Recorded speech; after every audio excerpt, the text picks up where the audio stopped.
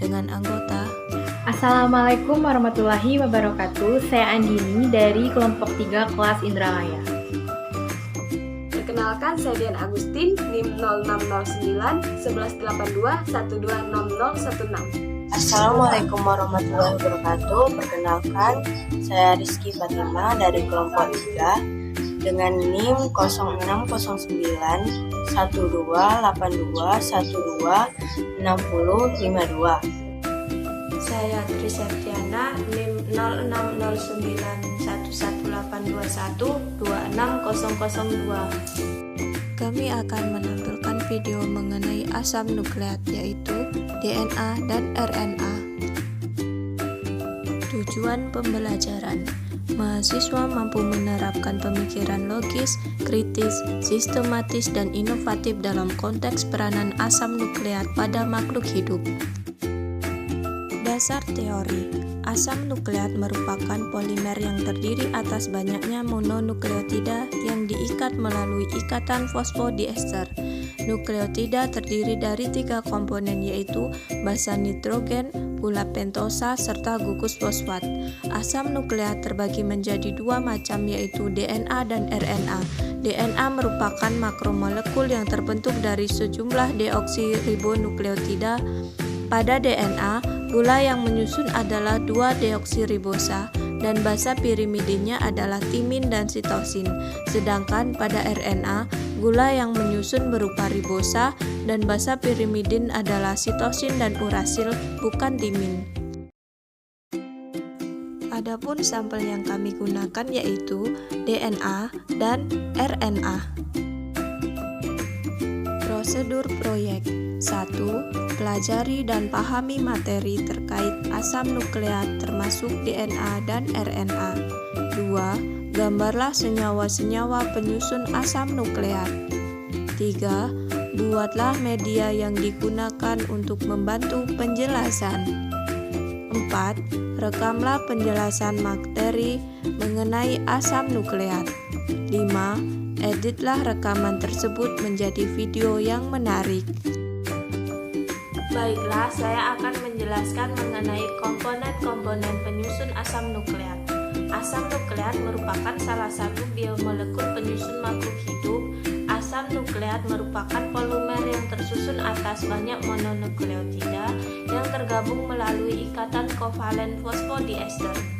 Mononukleotida terdiri dari 3 komponen yaitu: yang pertama basa nitrogen, terdiri dari 2 kelompok, purin yang terdiri atas adenin dan guanin, serta pirimidin terdiri atas timin, sitosin, dan urasil. Yang kedua gula pentosa, terdiri dari ribosa dan deoksiribosa. Ribosa akan menghasilkan senyawa ribonukleotida sebagai penyusun RNA, sedangkan deoksiribosa akan menghasilkan senyawa deoksiribonukleosida sebagai penyusun DNA, serta komponen penyusun yang ketiga yaitu gugus fosfat. Asam nukleat terbagi menjadi DNA dan RNA. DNA merupakan makromolekul berupa rantai monomer nukleotida yang berbentuk double helix. Basa pada molekul DNA membawa informasi genetik, sedangkan gula dan gugus fosfat mempunyai peranan struktural. Gula dalam deoksiribonukleotida berupa 2-deoksiribosa karena tidak adanya gugus hidroksil. Basa nitrogen terdiri dari purin berupa adenin dan guanin serta pirimidin berupa timin dan sitosin. Yang kedua, RNA merupakan polimer panjang tidak bercabang yang memiliki 3 komponen yaitu: yang pertama, gula pentosa merupakan monosakarida yang berupa gula ribosa. Yang kedua, gugus fosfat yang merupakan atom fosfor yang dikelilingi 4 atom oksigen. Yang ketiga, basa nitrogen terdiri dari purin berupa adenin dan guanin serta pirimidin berupa sitosin dan urasil. Pada RNA, untainya hanya berupa rantai tunggal. Perbedaan DNA dan RNA. 1. Perbedaan DNA dan RNA yang paling jelas adalah bentuknya. DNA tersusun dari heliks ganda bentuk B. DNA adalah molekul beruntai ganda yang terdiri dari rantai panjang nukleotida. biasanya berupa heks untai tunggal yang terdiri dari rantai nukleotida yang lebih pendek. 2. Perbedaan DNA dan RNA ini terletak pada gugusnya. Perbedaan antara ribosa dan deoksiribosa adalah ribosa memiliki satu gugus min OH lebih banyak daripada deoksiribosa yang memiliki min H terikat pada karbon kedua di dalam cincin. 3. Perbedaan terlihat dalam komposisi basa.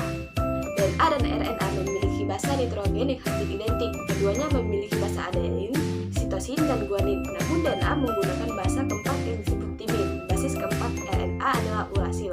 Satu-satunya perbedaan di sini adalah urasil tidak memiliki gugus metil. Keempat, perbedaan yang tak kalah penting adalah fungsinya. DNA dan RNA memiliki fungsi yang berbeda pada manusia.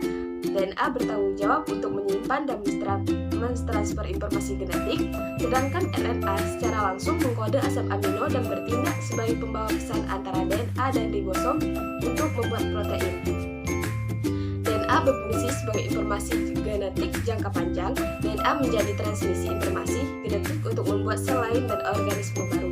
Sementara RNA digunakan untuk mentransfer kode genetik dari inti ke ribosom untuk membuat protein. RNA digunakan untuk mengirimkan informasi genetik pada beberapa organisme dan mungkin merupakan molekul yang digunakan untuk menyimpan centang biru genetik pada organisme primitif. Yang kelima, perbedaan dilihat dari proses pembentukan dan pengembangannya.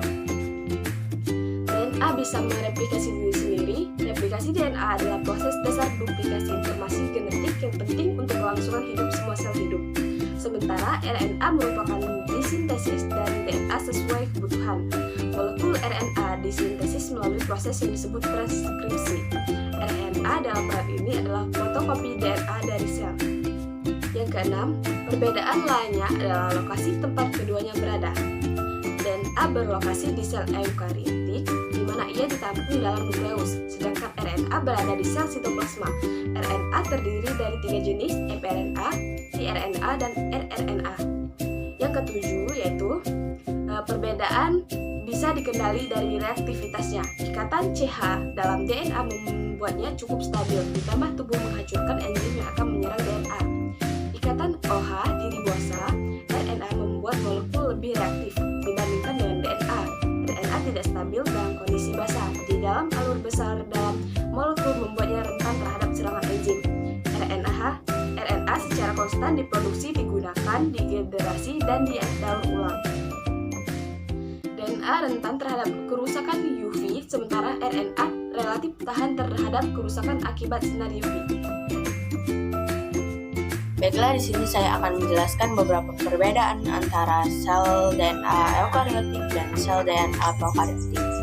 Yang pertama di sini ada pada eukariotik DNA kebanyakan ditemukan dalam inti sel, tetapi beberapa pada mitokondria dan kloroplasma. Sementara pada prokariotik ditemukan dalam sitoplasma. Kemudian di sini ada yang kedua, DNA biasanya terjadi dalam kromosom yang melingkar pada prokariotik, sedangkan kromosom linier pada eukariotik. Kemudian yang ketiga, DNA eukariotik memiliki protein histon, tetapi prokariotik tidak memiliki itu. Kemudian selanjutnya, prokariotik hanya berisi satu loop DNA kromosom, sedangkan DNA eukariotik ditemukan pada kromosom terikat, erat, dan terorganisir. Kemudian selanjutnya, dalam prokariotik banyak gen penting yang disimpan dalam DNA satelit yang disebut sebagai plasmid, tetapi hanya beberapa eukariotik memiliki plasmid ini.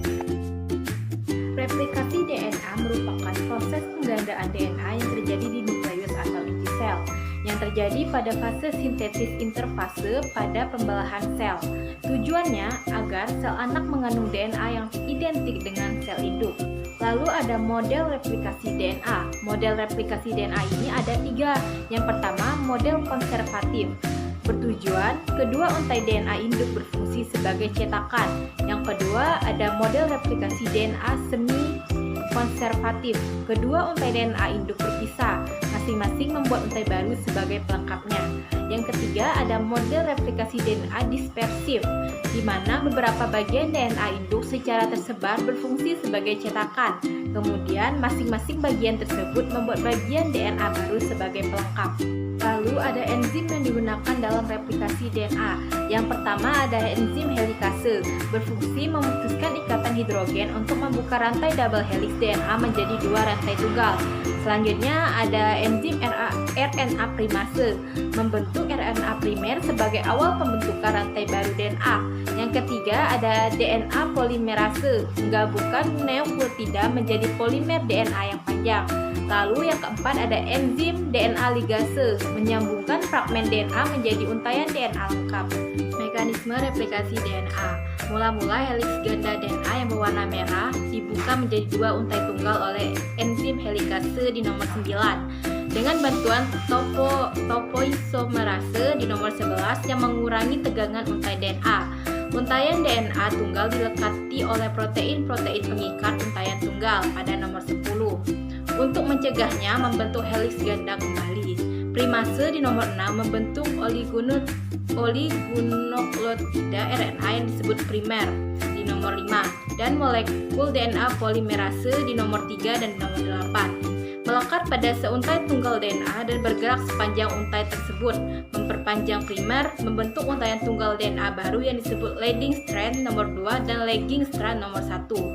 DNA polimerase yang membentuk lagging strand harus mensintetis segmen-segmen polinukleotida diskontinu disebut fragmen Okazaki di nomor 7. Enzim DNA ligase di nomor 4 kemudian menyambungkan potongan-potongan lagging strands tersebut. Kesimpulan, asam nukleat merupakan biomolekul penyusun makhluk hidup yang merupakan polimer yang tersusun atas banyak mononukleotida yang tergabung melalui ikatan fosfodiester. Mononukleotida terdiri dari 3 komponen yaitu basa nitrogen, gula pentosa, dan gugus fosfat. Asam nukleat terbagi menjadi 2 kelompok yaitu DNA dan RNA. DNA merupakan polimer nukleotida melalui ikatan fosfodiester. DNA berbentuk double helix. Terdapat informasi genetik di dalamnya yang digunakan untuk struktur protein. Nukleotida terdiri dari fosfat, 2-deoksiribosa, dan basa purin pirimidin dengan pasangan adenin timin dan guanin sitosin. DNA dapat bereplikasi. RNA merupakan polimer nukleotida yang berbentuk untai tunggal yang terdiri dari fosfat, ribosa, dan basa purin dan pirimidin dengan pasangan adenin urasil serta guanin dan sitosin. Perbedaan utama antara DNA dan RNA yaitu terletak pada gula yang menyusunnya, jenis basa nitrogen, dan untai rantainya. Sekian video dari kelompok kami ucapkan terima kasih. Wassalamualaikum warahmatullahi wabarakatuh.